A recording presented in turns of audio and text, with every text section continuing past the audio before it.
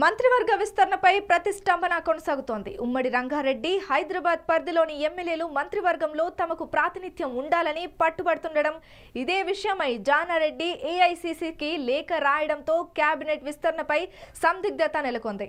మంత్రులుగా 4 పేర్లు ఖరారైనట్లు ప్రచారం జరిగినప్పటికీ పార్టీ అధిష్టానం నిర్ణయం వెలువడే వరకు ఏమీ చేయలేమని కాంగ్రెస్ సీనియర్ నాయకుడు పేర్కొనడం కూడా ఈ వాదనకు బలం చేకూరుస్తోంది.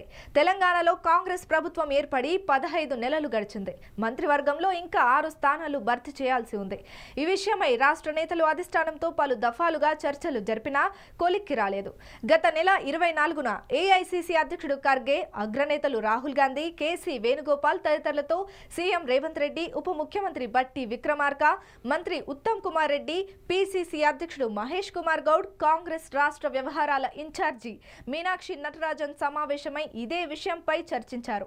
ఈ విడత విస్తరణలో 4కి అవకాశం కల్పించాలని సమావేశంలో అధిష్టానం నిర్ణయించిందని సుదర్శన్ రెడ్డి, కోమటిరెడ్డి రాజగోపాల్ రెడ్డి, జీవి వేక్, శ్రీహరి ముదిరాజుల పేర్లు ఖరారయ్యాయని, మార్చి 29 లేదా ఏప్రిల్ 3న ప్రమాణ స్వీకారం జరిగే అవకాశం ఉందనే ప్రచారం జరిగింది. అయితే ఆ సమావేశంలో ఈ 4తో పాటు మరికొందరి పేర్లపైన చర్చ జరిగినట్లు తెలిసింది.